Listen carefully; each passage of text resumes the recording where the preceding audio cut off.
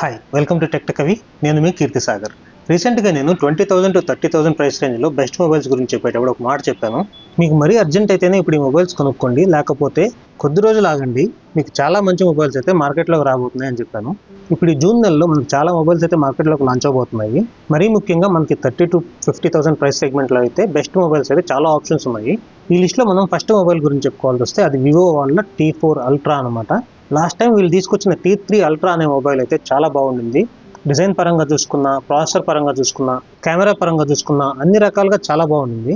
ఈసారి కూడా ఈ వివో T4 Ultra చాలా మంచి ఫీచర్స్ అయితే రాబోతుంది. ఇందులో మనం ప్రాసెసర్ గురించి మాట్లాడుకున్నట్లయితే మీడియాటెక్ డైమెన్సిటీ 9400E అనే ప్రాసెసర్ అయితే వాడుతున్నారు. ప్లస్ ఇందులో 1.5K డిస్ప్లేతో 5500 nits పీక్ బ్రైట్నెస్ అయితే రాబోతుంది. అలాగే ఇందులో UFS 4.0 స్టోరేజ్ టైప్ని ప్రొవైడ్ చేస్తున్నారు. అలాగే 6000 mAh battery, 90 watt fast charging సపోర్ట్తో ఉంటుంది. ప్లస్ ఇందులో IP6869 రేటింగ్ కూడా ప్రొవైడ్ చేస్తున్నారు. స్టీరియో స్పీకర్స్ అయితే ఎలాగో ఉంటాయి. ఇక ప్రైసింగ్ గురించి మాట్లాడుకున్నట్లయితే ఈ మొబైల్ మనకు 35,000 ప్రైస్ రేంజ్లో అయితే మార్కెట్లోకి లాంచ్ అయ్యే ఛాన్స్ అయితే ఉంది. ఈ మొబైల్ మనం లాస్ట్ ఇయర్ లాంచ్ చేసిన మోడల్తో కంపేర్ చేసుకున్నట్లయితే ఈ మొబైల్లో ముఖ్యంగా మనకు IP6869 రేటింగ్ ప్రొవైడ్ చేయడంతో పాటు డిస్ప్లే బ్రైట్నెస్ కూడా పెంచారు. అలాగే బ్యాటరీ కెపాసిటీ కూడా ఎక్కువ ఉంటుంది. నెక్స్ట్ ఇంకొక మొబైల్ కూడా మనకు 32,000-33,000 ప్రైస్ సెగ్మెంట్లో అయితే లాంచ్ అయిపోతున్నారు. అదే iQ Neo 10. ఈ మొబైల్ మనకు iQ Neo 10R కి అప్గ్రేడెడ్ వర్షన్ అని చెప్పుకోవచ్చు. ఇందులో మనకు స్నాప్డ్రాగన్ 8s Gen 4 ప్రాసెసర్ అయితే యూజ్ చేశారు. పర్ఫార్మెన్స్ అనేది ఎక్సలెంట్ గా ఉంటుంది. May 26th ఈ మొబైల్ లాంచ్ చేశారు, కానీ June 3rd నుంచి అయితే సేల్స్ లో అవైలబుల్ లో ఉంటుంది.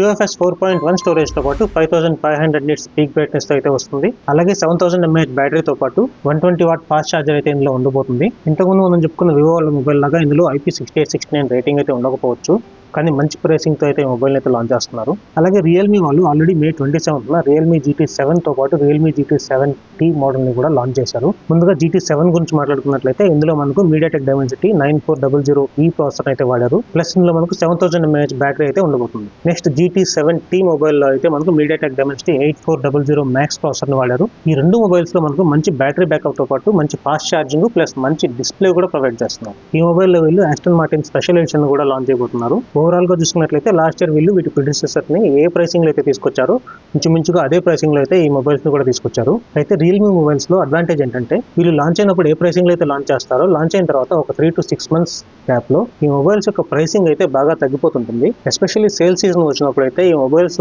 చాలా తక్కువ ప్రైస్ కి అయితే అవైలబుల్ లో ఉంటాయి. ఇది ఒక మంచి విషయం అనుకోండి, కానీ ఆల్రెడీ మొబైల్స్ ఎక్కువ ప్రైస్ ఉన్నప్పుడు కొనుక్కున్న వాళ్ళకైతే కొంతవరకు డిసప్పాయింట్మెంట్ అయితే ఉంటుంది. ఇప్పుడు మనం వీళ్ళు లాస్ట్ ఇయర్ లాంచ్ చేసినటువంటి GT6T మొబైల్ గురించి మాట్లాడుకున్నట్లయితే ఆ మొబైల్ మనకు 28,000 కి అయితే లాంచ్ చేశారు. ఆఫర్ కార్డ్ యూజ్ చేస్తే అదే మొబైల్ మనకు 25,000 కి అయితే వస్తుంది. సేల్ సీజన్ లో అదే మొబైల్ వీళ్ళు 23,000 కే సేల్ చేశారు. సో రియల్మీ మొబైల్స్ లో ఇటువంటివి అయితే జరుగుతూనే ఉంటాయి.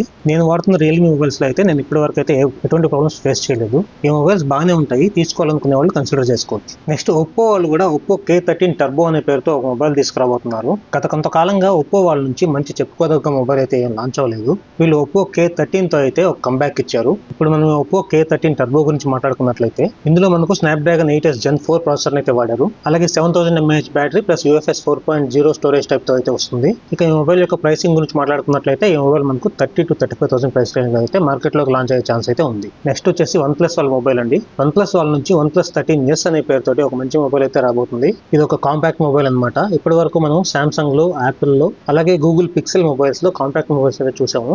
ఇప్పుడు మిగతా బ్రాండ్స్ కూడా ఈ ట్రెండ్ అయితే ఫాలో అవబోతున్నాయి. ప్రస్తుతానికి OnePlus వాళ్ళు అయితే OnePlus 13s అనే కాంపాక్ట్ మొబైల్ అయితే లాంచ్ అయిపోతున్నారు. ఈ మొబైల్ లో మనకు ఫ్లాగ్షిప్ ప్రాసెసర్ అయినటువంటి స్నాప్డ్రాగన్ 8 ఎలైట్ ప్రాసెసర్ అయితే యూజ్ చేస్తున్నారు. ఈ మొబైల్ లో మనకు రూమర్స్ ప్రకారం చూసుకున్నట్లయితే 5850 to 6000 mAh బ్యాటరీని అయితే ప్రొవైడ్ చేసే ఛాన్స్ ఉంది. జనరల్ గా మనకు కాంపాక్ట్ మొబైల్స్ లో ఇంత పెద్ద బ్యాటరీస్ ప్రొవైడ్ చేయడం అనేది చాలా రేర్ అనమాట. ఇది ఒక మంచి విషయం అనే చెప్పుకోవాలి. అలాగే ఇందులో UFS 4.0 స్టోరేజ్ టైప్ ని ప్రొవైడ్ చేస్తున్నారు. అయితే దీంట్లో మనకు IP65 రేటింగ్ ని ప్రొవైడ్ చేసే ఛాన్స్ అయితే ఉంది. ఇక దీని ప్రైసింగ్ గురించి మాట్లాడుకున్నట్లయితే ఈ మొబైల్ మనకు 50,000 to 55,000 ప్రైస్ రేంజ్ లో అయితే మార్కెట్ లోకి లాంచ్ అయ్యే ఛాన్స్ ఉంది.